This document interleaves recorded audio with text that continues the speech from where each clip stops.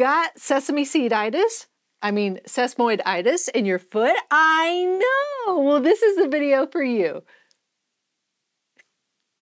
So before we get started, you're gonna need a towel that you can roll up, and then you can also put it flat on the floor. So it's gonna be for two different things, a stretch and an exercise. So if you don't have that, hit the pause button, go grab it and come on back. So sesamoiditis is basically the inflammation of sesamoid bones, and those are little pea-like small shaped bones that actually sit inside tendons of certain areas of the body. Mainly in the wrist and the feet. We're gonna be talking about the sesamoiditis at the big toe or the first ray today, but also your patella is probably the biggest sesamoid bone because it sits inside the tendon, just for a fun fact for that.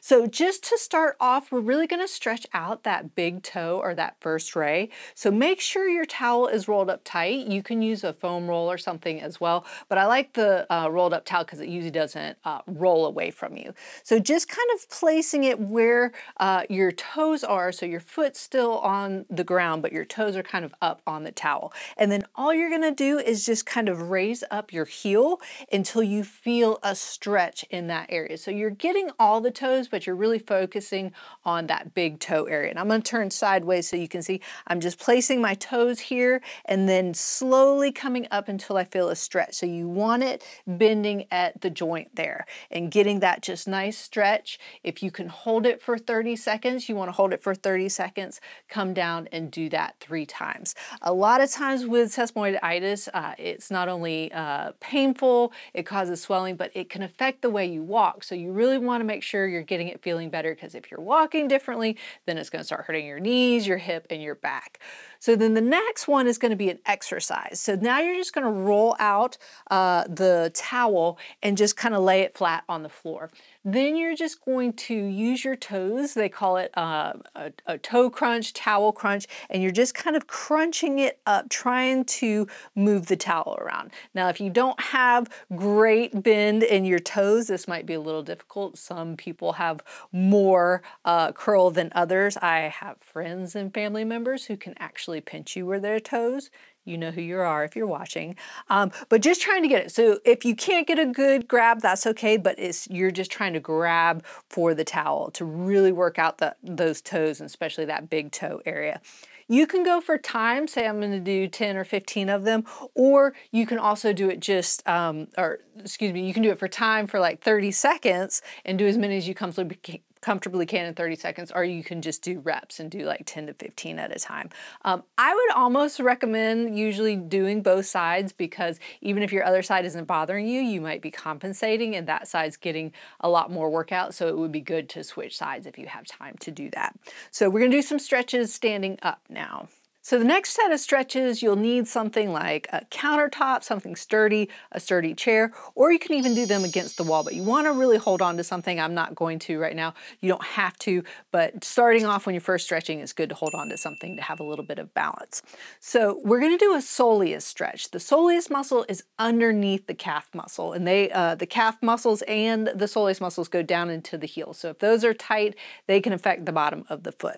So the foot that I want to stretch, I'm going to put it back behind me, and then I'm going to bring the other one in front of me. So if you're against the wall, you can hold on this way, you can hold on your chair or your countertop or the back of the couch or something like that.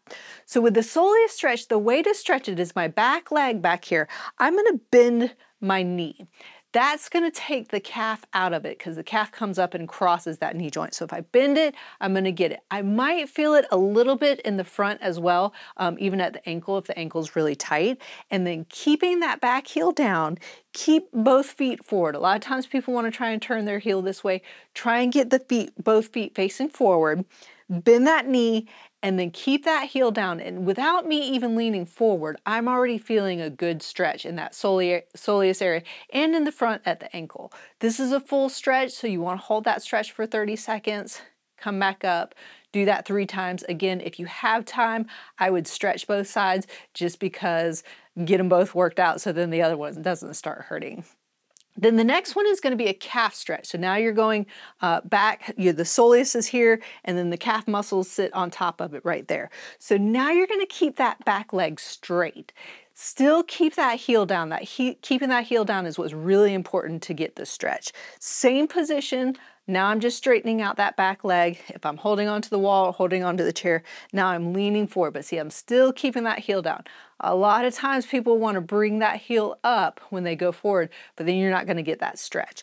If you don't want to lean forward a whole lot, you can try sliding that foot back a little bit, but keeping that heel down. If that's too much, you can bring it up a little bit. But again, the key is keeping that heel down, keeping those toes face forward, and then leaning until you feel a nice stretch in the back area here.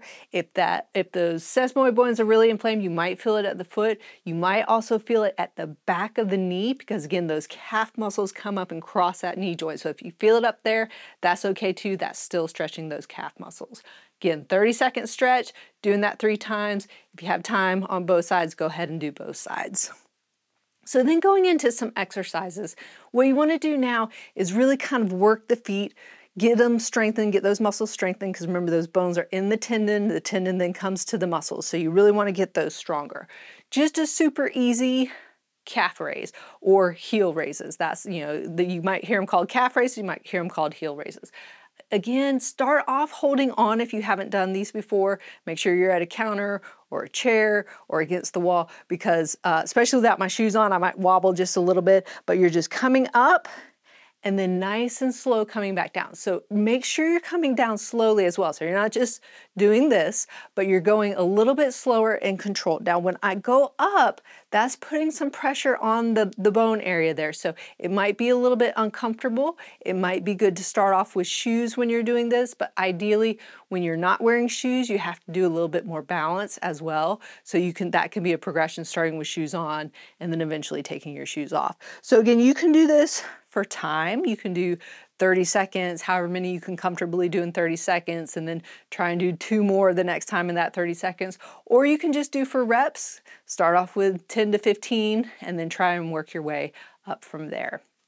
So then the next one is just going to be a single leg balance. So it's just like it sounds. Again, if you need to start off holding on to something, but the side that you're, that's inflamed and irritated, you're just going to stand on that, and it's a simple single leg balance like this. You can kind of put your foot behind you. You can put your foot in front of you, whatever is more comfortable. If you're holding on with 2 hands and it becomes easy, you can hold on with 1 hand, then you can go down to 1 finger. Doesn't seem like a lot, but it actually helps a lot when you're balancing. And then you can try holding on without anything, but make sure you're comfortable, make sure you're in a safe environment when you're doing it, especially if you have a little bit of balance issues, especially if that foot's really inflamed down at that area. It's going to be harder to balance a little bit. And then if that becomes easy and you want to challenge yourself just a little bit more, then you're going to stand on that foot for that single leg balance, and then just do a little reach in front of you. It doesn't have to be far. When you're starting off, you can just kind of put your arms out in front of you and then come back like that. But eventually going a little bit further, I don't even really have to reach too far, but I'm kind of unlocking that knee and then bringing my whole body forward. So let that single leg balance kind of with that reach in there and then coming back. And that's just going to work more on the foot and ankle area, getting those muscles a lot stronger.